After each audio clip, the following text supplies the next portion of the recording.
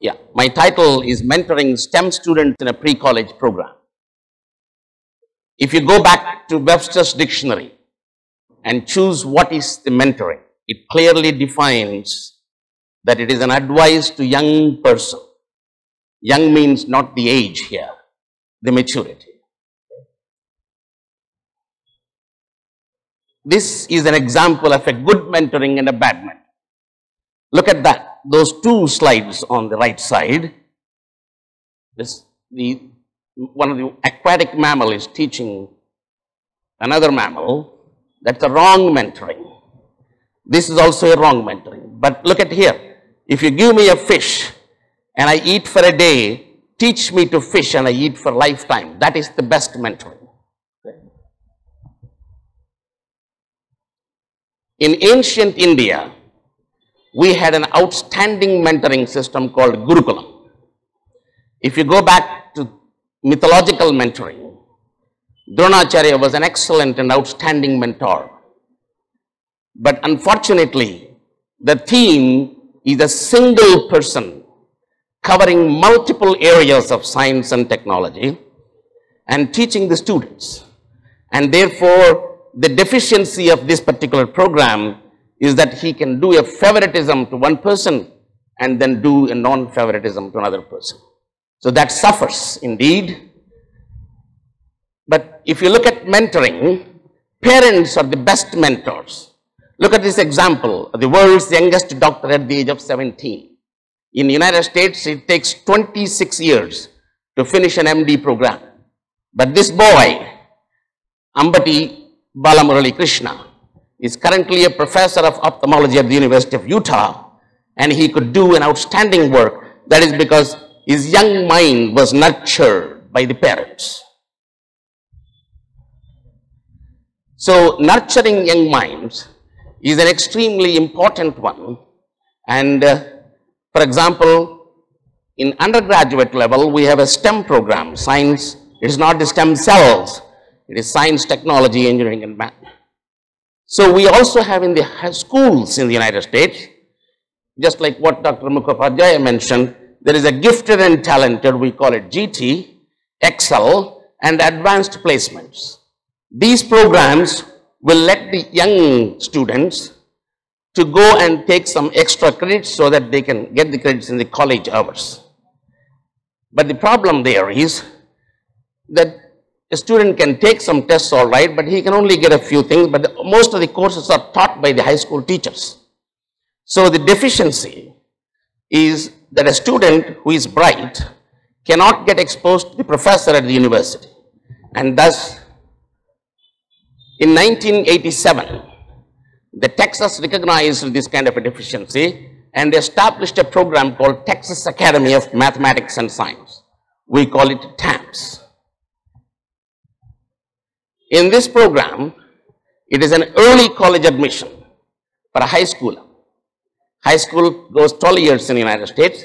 After 10th grade, skipping 11th and 12th, the student is brought directly to the college, undergrad level, and thus professors themselves teach these students. There is an excellent selection process, and we get about approximately 190 students selected all over Texas. These are the brightest of the bright. I'll give some data with that. And we have a 2-year program. What makes the TAMS unique? That is, as I told you, that this is taught by university professors themselves, and thus the student gets exposed to fantastic information. And it is a structured and required curriculum. Like we have textbooks which are given to the undergrads, same textbooks are used by these high schoolers. And all TAMS classes are regular UNT courses, obviously taught by faculty. And these are the intensive courses are given. I don't want you to go through this slide, but tremendous number of courses are dumped on them.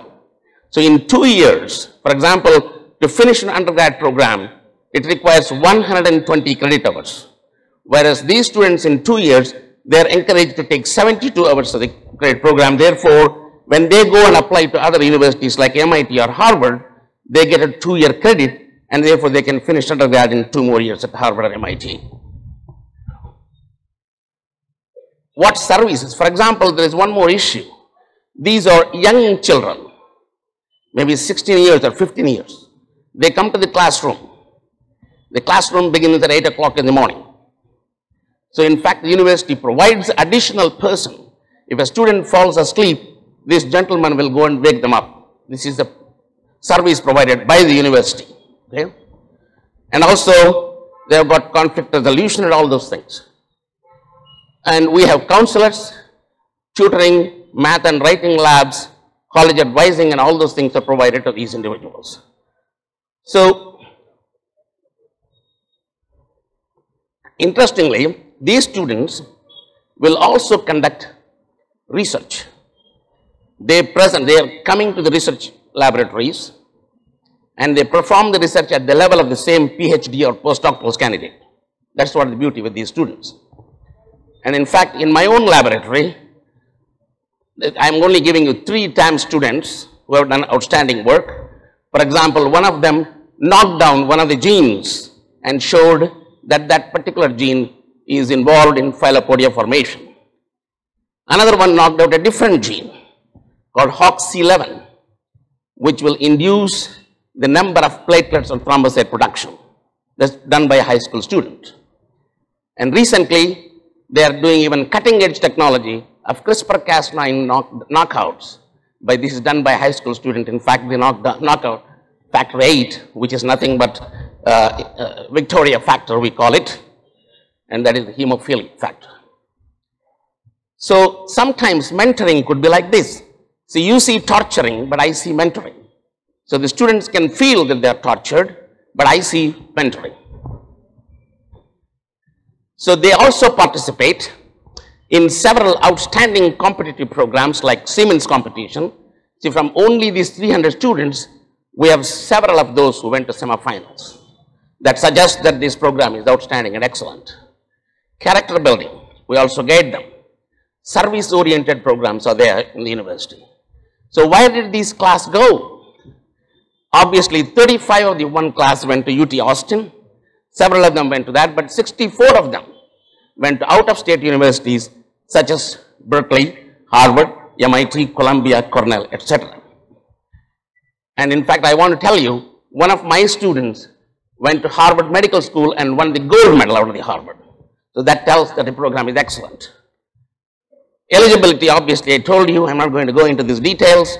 Admission factors are very stringent because it is all over Texas selection and we only get 190 students a year. So copying this Texas program, other universities across the nation, at least 15 to 20 of them, have established identical programs. In fact, Dr. Mukhopadhyay mentioned about the gifted and talented. If it can be adopted to the school system, I think that would be an asset for this country because 30 years of experience with this 1987 program resulted in an outstanding progress and true mentoring for these students.